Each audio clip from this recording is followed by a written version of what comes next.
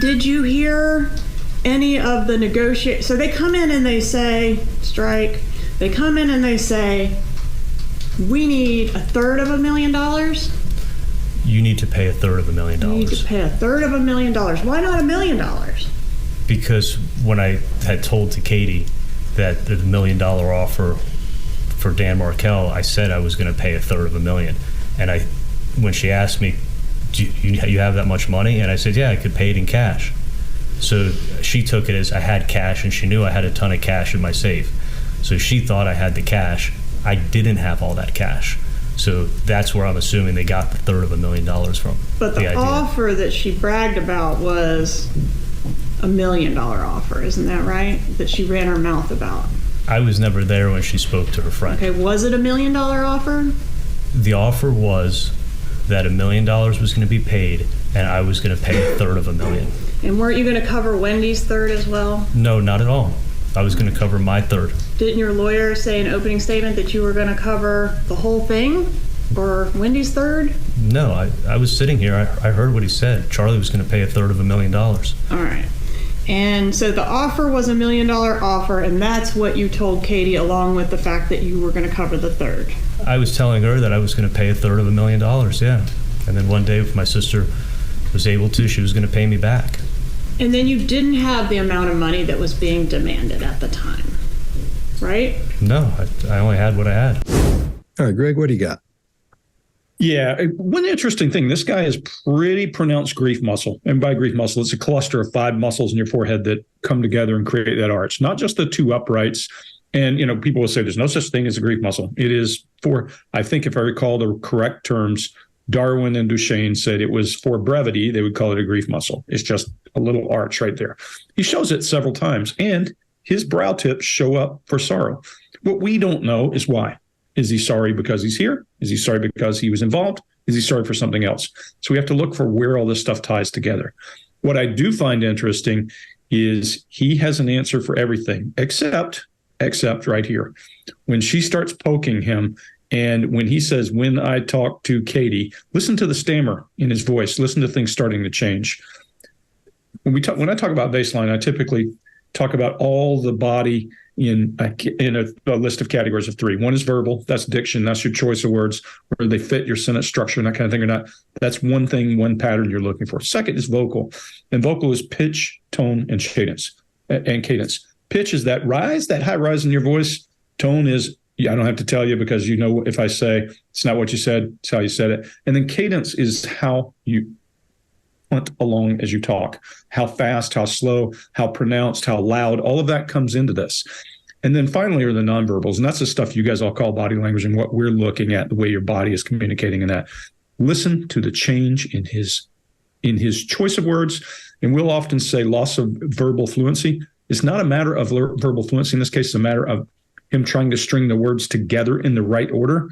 And it is because his cadence is shifting because his brain is thinking. He's squirreling the road right now.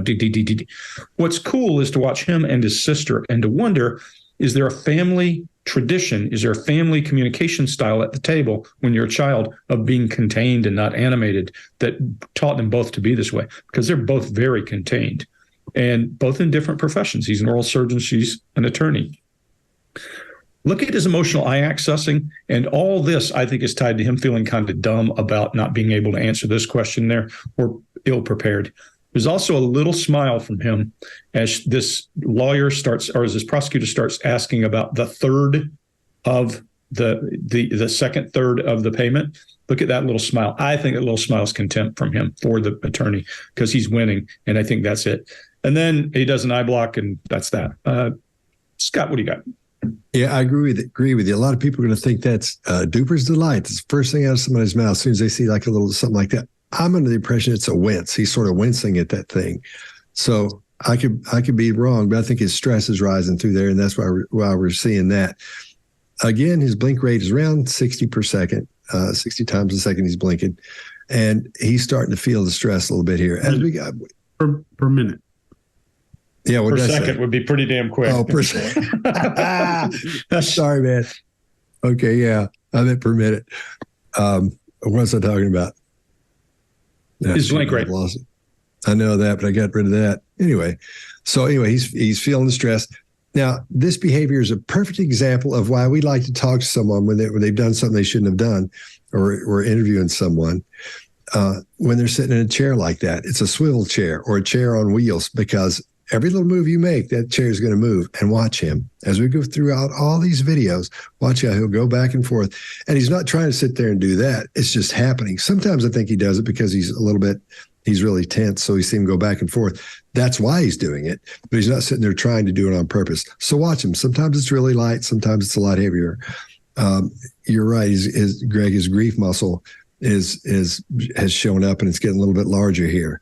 And you see it gets larger and smaller as we go through, but keep an eye on his blink rate when that thing's getting large as well, because it goes up and down almost in tandem with it.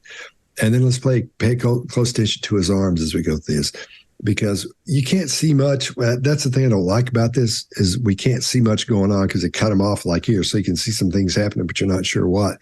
I don't think he's illustrating down here because both the arms go up at the same time. So quite often when someone brings their arms close, their limbic system is kicked in and they're trying to protect themselves, to make a long story short. So they're not as confident as they would be with their arms out a little bit. Same thing with the hands, but we'll get into the hands here in a little while. Mark, what do you got? Yeah, couldn't agree more. Look, there's a lot going on, but it's super subtle and it's really contained. And I agree, there's something of a family trait here. And he's really good at containing it and really good at more clearly displaying what I would suggest are some more confident gestures. I think he's got his story sorted out. He's got it really set in his mind. For example, on "No, I only had what I had," we get a very calm double shrug on that to say, hey, what are you going to do? It's just the way it is. And it's one of the biggest gestures he does. So if you're not looking out for all these little subtle things that, Greg and Scott have already put in there, you could easily just see that double shrug of, hey, I'm just calm sitting here. What are you going to do? Here's my story.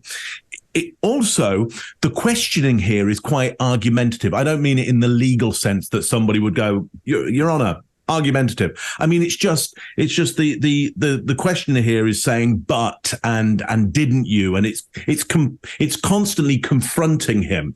And so a lot of this, the little subtle stress issues we see in him, you could easily put down to the fact that he's just being argued with, and he's got his story set out. And you could go, hey, maybe it's a true story. So wouldn't anybody be a little unnerved subtly about having their true story questioned all the time?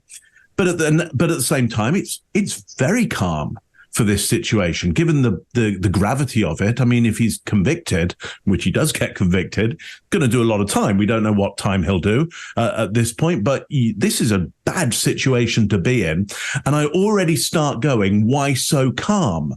Well, Greg's got a point. Could be a family trait, could be a dentist. You got to have a steady hand, and you see a lot of, terrible stuff, and maybe, a lot of rotten teeth or whatever. And you've got to, and also, depending on what kind of dentist he is, if you're stitching, like, you got to do the smallest stitches. So you've got to be quite a contained craftsperson to do some of that dental work that goes on.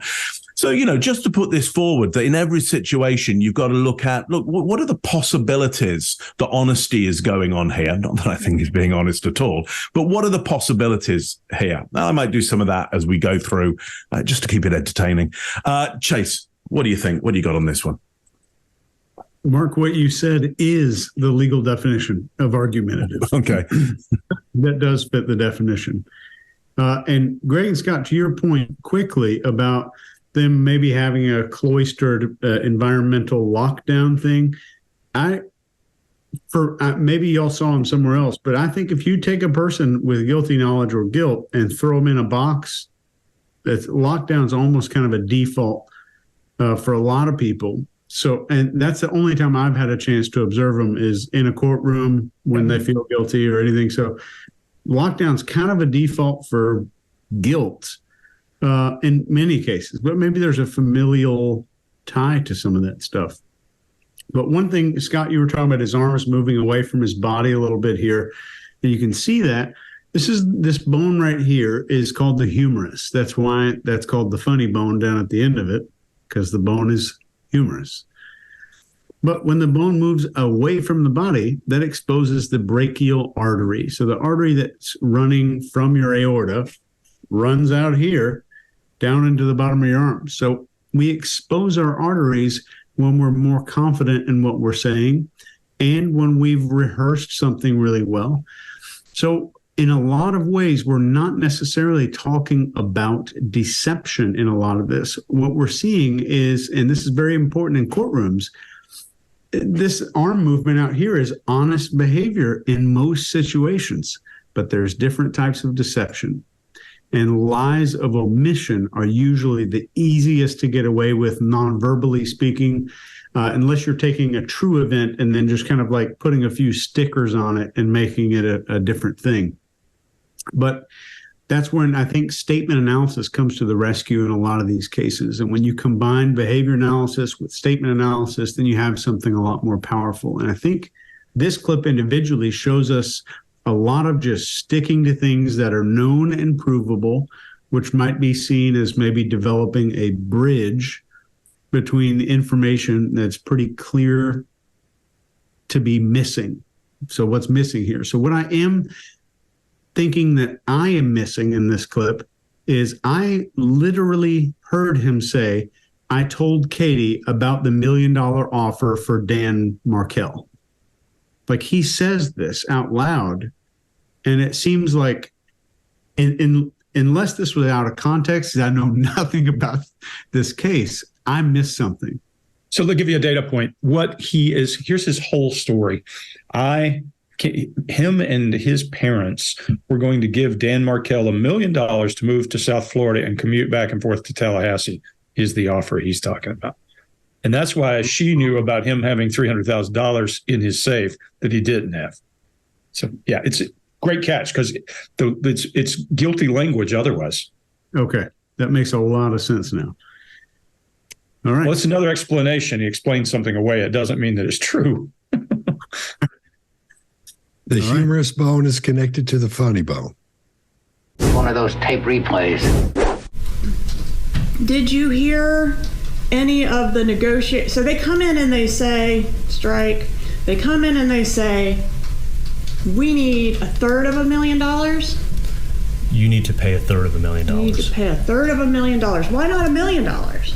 Because when I had told to Katie that the $1 million offer for Dan Markell, I said I was going to pay $1/3 and when she asked me, do you have that much money? And I said, yeah, I could pay it in cash. So she took it as I had cash, and she knew I had a ton of cash in my safe. So she thought I had the cash. I didn't have all that cash. So that's where I'm assuming they got the $1/3 from. But the offer that she bragged about was $1 million offer, isn't that right? That she ran her mouth about. I was never there when she spoke to her friend. Okay, was it $1 million offer? The offer was that $1 million was going to be paid, and I was going to pay $1/3. And weren't you going to cover Wendy's third as well? No, not at all. I was going to cover my third. Didn't your lawyer say in opening statement that you were going to cover the whole thing, or Wendy's third? No, I was sitting here. I heard what he said. Charlie was going to pay $1/3. All right. And so the offer was $1 million offer, and that's what you told Katie, along with the fact that you were going to cover the third. I was telling her that I was going to pay $1/3, yeah. And then one day, if my sister was able to, she was going to pay me back. And then you didn't have the amount of money that was being demanded at the time, right? No, I only had what I had. If you like this video, get the full body language breakdown and analysis on our main channel by clicking this video right here.